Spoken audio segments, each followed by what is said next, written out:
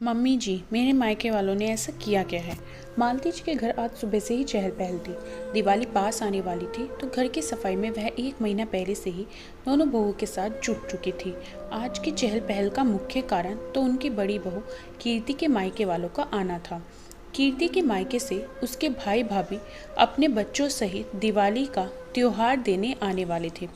कीर्ति का एक ही बड़ा भाई था और उसके पिता का अच्छा खासा कारोबार था और भाई अपने पिता के साथ ही कारोबार में हाथ बटाता था।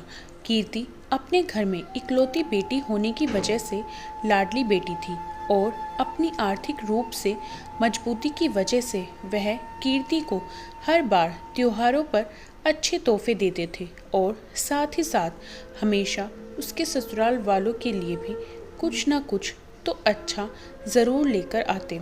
उनके आने पर मालती जी के हाव भाव हर बार बदल जाते।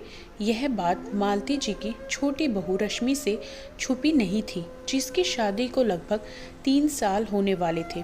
रश्मि के पिताजी रिटायर्ड प्रोफेसर थे। अपनी सीमित आमदनी में उन्होंने अपने तीनों बच्चों को बहुत अच्छी शिक्षा दी थी, लेकिन इतने खुले हाथ से वह रश्मि को तोहफे नहीं भिजवा पाते जितना कि कीर्ति के घर से आते थे। रश्मि खुद एक पढ़ी लिखी लड़की थी और बैंक में नौकरी भी करती थी। वैसे तो मालती जी के घर में किसी चीज़ की कमी नहीं थी। उनके पति सरकारी नौकरी से रिटायर्ड थे और पेंशन पाते थे और उनके दोनों बेटे राजेश और मुकेश मल्टीनेशनल कंपनियों में अच्छे ओहदे पर नौकरी कर रहे थे। दोनों बहनों में भी अच्छा खासा प्यार था और मालती जी वैसे तो दोनों बहुओं में कोई भेदभाव नहीं करती, लेकिन जब भी कीर्ति के मायके वालों की बात आती तो हर बार रश्मि के मायके वालों को नीचा दिखाने में कोई अवसर न छोड़ती। रश्मि ने 1-2 बार राजेश से इस बारे में बात भी की, लेकिन राजेश उसे हर बार यह कहकर टाल देता, तुम तो जानती ही हो मम्मी ने तुम्हारे और भाभी के बीच में कभी कोई भेदभाव नहीं किया, पर तुम्हारा यह वहम जाता ही नहीं है। खैर, तय समय पर कीर्ति के मायके वाले आए और हर बार की तरह उन सबको तोहफों से लाद गए। कीर्ति की भाभी मंजू बहुत प्यारी लड़की थी। वह रश्मि के लिए भी हर बार अच्छा तोहफा लेकर आती और उससे भी उसी तरह से प्यार से मिलती जैसे कि कीर्ति को। लेकिन मालती जी की हर बार की तरह तोहफों को देखकर बाँछें खिल गई थी और उनकी आंखों की चमक रश्मि से छुपी नहीं रही। और तो और मालती जी खुद आगे होकर मेहमानों की आवभगत कर रही थी। रविवार का दिन था और सब घर पर ही थे। कुछ दिन बाद रश्मि का भाई और पिताजी दिवाली का त्योहार देने के लिए उनके घर आए, पर तब मालती जी ने कोई खास तैयारी नहीं की थी और उनके सामने भी मालती जी ने कोई खास बातें नहीं की और अनमनी सी बनी रही। राजेश भी घर पर था तो उसे भी अपनी माँ के व्यवहार को देखकर रश्मि की बातों में थोड़ी सी सच्चाई नजर आई। खैर, दिवाली का त्योहार अच्छे से बीत गया। थोड़े दिनों बाद मुकेश के प्रमोशन की खबर आई तो मालती जी के मन में घर में जागरण करने का विचार आया।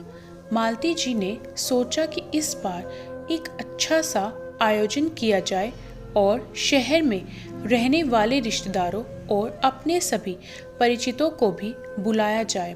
घर वाले भी मालती जी के विचार को लेकर सहमत हो गए और फोन पर पंडित जी से बात कर तय किया कि आज से ठीक 15 दिनों के बाद जागरण का आयोजन किया जाएगा।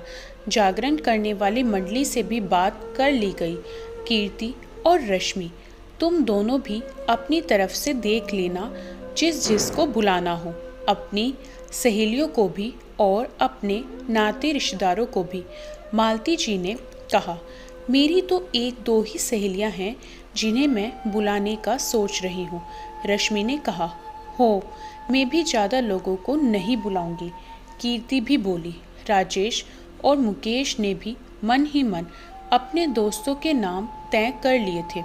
अगले दिन रात के खाने पर मालती जी बोली, कीर्ति, कल तुम और मुकेश अपने मायके में जाकर उनको जागरण का न्योता दे आना।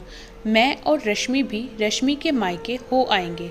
राजेश ने आगे जोड़ा, नहीं, वहाँ जाने की क्या ज़रूरत है, मैं उन्हें फ़ोन पर ही बुलावा दे दूंगी, मालती जी ने कहा। उनकी बात सुनकर थोड़ी देर के लिए वहाँ चुप्पी छा गई। राजेश भी रश्मि के चेहरे की तरफ देख रहा था। आज रश्मि को बहुत बुरा लग रहा था। वह समझ नहीं पा रही थी कि उसके मायके वालों का ऐसा क्या दोष है कि उसकी सास उन्हें मान नहीं देती। क्या सिर्फ इसलिए कि वह उनके लिए महंगे तोहफे नहीं ला पाते? यही बातें सोचकर उसका चेहरा गुस्से से लाल हो गया और आज पहली बार सारी मर्यादाएं तोड़ते हुए वह बोल उठी, मम्मी जी, क्यों मेरे मायके में जाकर बुलावा देने की ज़रूरत क्यों नहीं है? जेठानी जी के मायके वालों के सामने मेरे मायके वालों का अपमान क्यों हमेशा होता रहता है? मैं क्या समझती नहीं? लेकिन मैंने कभी भी आपसे कुछ नहीं कहा। मेरे पापा ने मुझे अच्छी शिक्षा और संस्कारों से बड़ा किया है और अगर आज वो मेरे लिए महंगे तोहफे नहीं ला सकते तो क्या इसकी एवज में वह अपमान के हकदार हैं? आप ही बताइए, मैं कहाँ गलत हूँ? मैं सिर्फ आपसे नहीं बल्कि आप सबसे पूछती हूँ, क्या कीर्ति भाभी के मायके वालों को अगर बुलावा देने के लिए स्वयं जाने की ज़रूरत है तो मेरे मायके वालों के घर क्यों नहीं? आप हमेशा ऐसा क्यों करती हैं मम्मी? रिश्तों में इतना फ़र्क क्यों? मम्मी जी, वहाँ बैठे किसी भी व्यक्ति के पास इस बात का उत्तर नहीं था। मालती जी को तो काटो खून नहीं था। वह तो समझ नहीं पा रही थी कि आज उनकी बहू ने सबके सामने उनकी सच्चाई कैसे लाकर रख दी थी। नहीं नहीं बहू, मेरा वह मतलब नहीं था। अपनी गलती को छुपाते हुए मालती जी ने अपनी बातों को चाशनी में लपेटते हुए बोला, नहीं मम्मी जी, यह आज की बात नहीं। मैं हर बार देखती आ रही हूँ, जब भी मेरे मायके वालों की बात आती है उन्हें मान नहीं मिलता बल्कि अपमान ही मिला है। लेकिन उन्होंने कभी भी मुझे कुछ नहीं कहा और ना ही मैंने आपको कभी कुछ कहा है। लेकिन आज मेरे से यह बात बर्दाश्त नहीं हुई, इसलिए मैंने आपसे यह प्रश्न पूछा है। मालती जी के पति भी आज बोल उठे, जो हमेशा कम ही बोलते थे। हाँ बहू, बिल्कुल ठीक कह रही है। तुम हमेशा घर में अपनी ही चलाती है आई हो। रश्मि के पिताजी कितने अच्छे और भले इंसान हैं, लेकिन तुमने उन्हें कभी वह मान नहीं दिया, बल्कि मुझसे पूछा जाए तो उन्हें यहाँ पर अपमान ही मिला है। मैंने तुम्हें आगे भी 2-3 बार टोका है, लेकिन तुम नहीं मानी। तुमने तो कभी किसी की सुनी ही नहीं है। अरे, दोनों बहुओं के घर वाले हमारे लिए बराबर हैं। बहू, तुम फिक्र मत करो। इस बार मैं स्वयं जाकर उन्हें बुलावा देकर आऊँगा और अपनी पुरानी सारी गलतियों की माफ़ी भी मांग लूँगा। हमारे घर में कभी भी किसी से कोई भेदभाव नहीं हुआ था और आगे भी नहीं होगा। उनकी बात सुनकर मालती जी की तो जैसे ज़बान ही थम गई हो। उनसे तो कोई शब्द भी बोला नहीं जा रहा था। अपने ससुर की बात सुनकर रश्मि के मन को थोड़ी तसल्ली मिली और वह बोली, पापा जी, जैसी आपकी मर्जी। मैं तो बस इतना चाह रही थी कि जहाँ हम इकट्ठे रहते हैं वहाँ किसी से कोई भेदभाव ना हो। आज रश्मि की बातों से मालती जी की सच्चाई भी सबके सामने आ गई थी और मालती जी ऐसा लग रहा था जैसे वह स्वयं ही अपनी नज़रों में गिर गई हो। इस कहानी के बारे में आपकी क्या राय है? कमेंट करके ज़रूर बताएं। वीडियो को लाइक करें, शेयर ज़रूर करें और चैनल को सब्सक्राइब करना बिल्कुल ना भूलें।